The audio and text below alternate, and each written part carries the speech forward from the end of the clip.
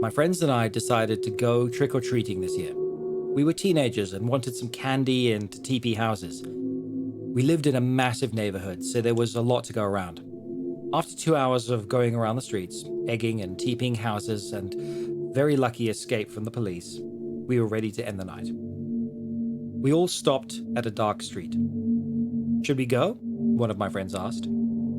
"Okay, one more street," another friend replied. I started down the dark street, unable to see the end. There was something odd about this street, like it didn't belong. The houses were completely different from the ones in the neighborhood, and the houses looked abandoned, and there were no lights either on in the street or the houses. "I got a bad feeling about this, guys," I said. "Don't be a pussy, David. We're just gonna go and egg some houses and leave.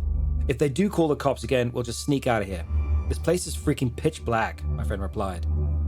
We walked down the cold street, joking around and telling ghost stories, and as I just couldn't help feeling watched. Houses looked very different. They didn't look stable. I knew something was up. I just knew it.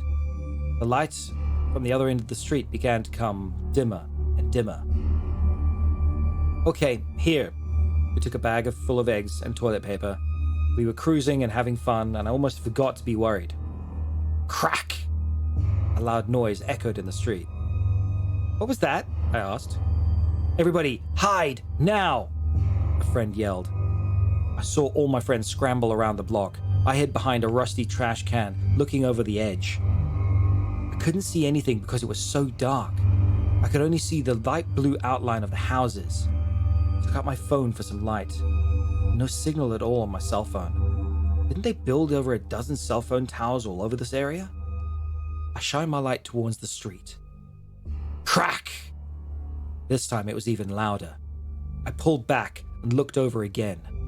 All of my friends were there, standing in the middle of the street. "What do you think that was?" I questioned, walking towards them. They didn't respond.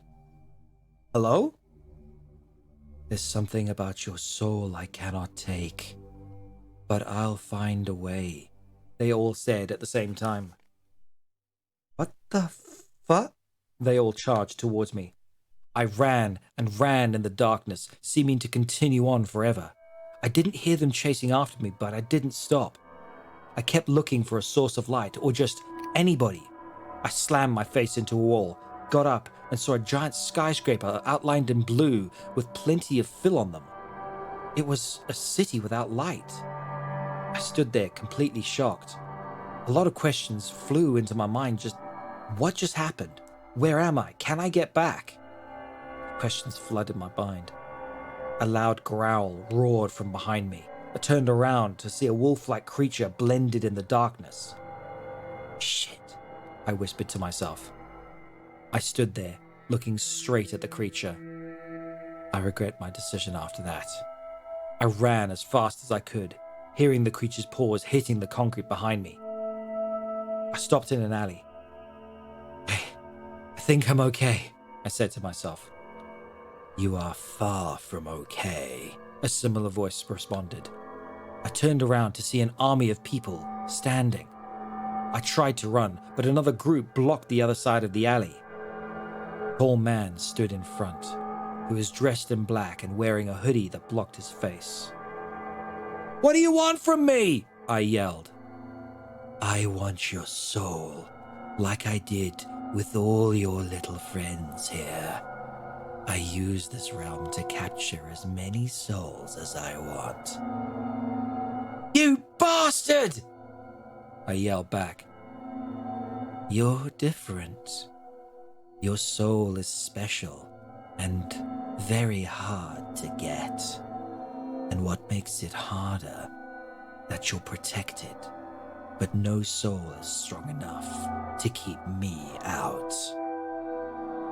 Get ready to become my puppet." Then they closed in on me.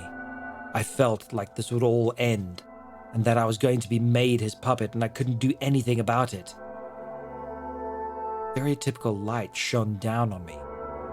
"Not him again," the tall man said. I woke up in my bed with a bag of candy and leftover eggs from last night. I looked at my digital clock and it read 7 a.m. November 11th, 2011. I laid there for a while and wondered if it was all a dream. Whatever happened, I'm safe now. I got up to get ready for school and saw a sticky note on my door saying, "I haven't forgotten about you yet."